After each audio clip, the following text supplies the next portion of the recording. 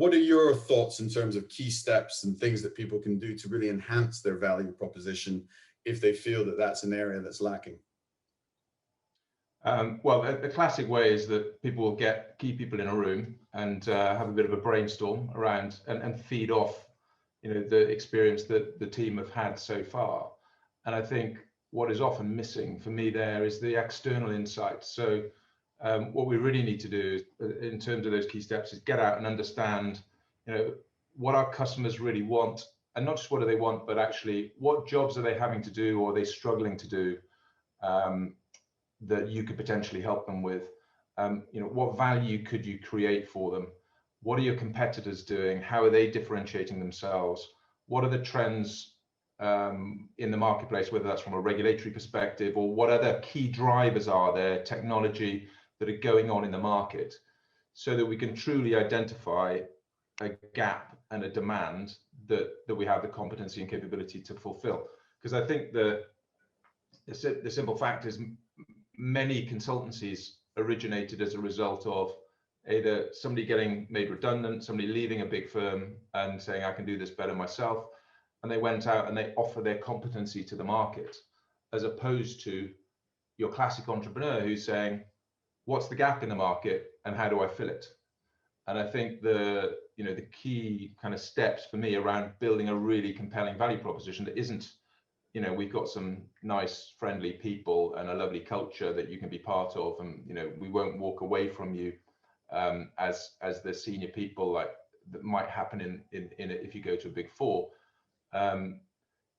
by truly getting out there and truly understanding the market as an entrepreneur, classic entrepreneur would, and then building your proposition to close that gap in demand and be really clear about your differentiation. That, for me, that's what it's all about.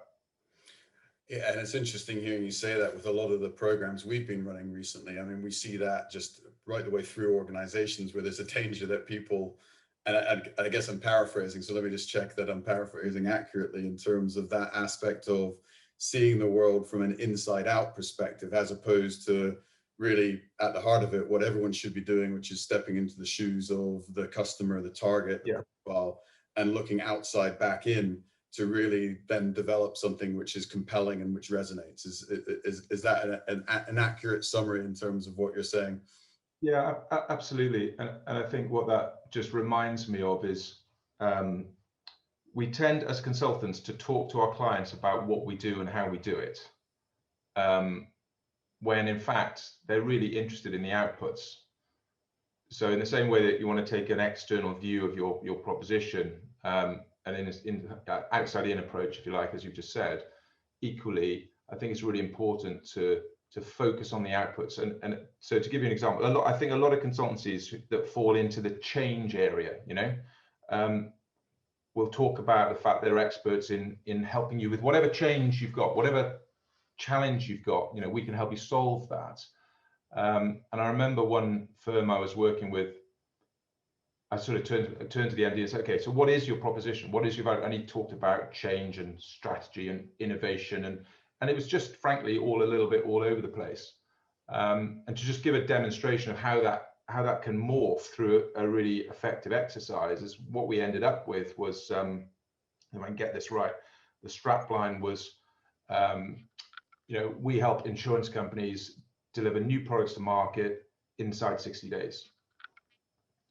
Now that's a really clear proposition. It clearly spells out who they work with, what they deliver, and the benefit that any client is going to get. But it obviously also narrows their focus massively from working with lots of different sectors, doing lots of different change and strategy and innovation consultancy, to really focusing on the insurance sector. And that business doubled its turnover inside 12 months, a lot of which they would credit to the clarity and the power of really nailing that proposition.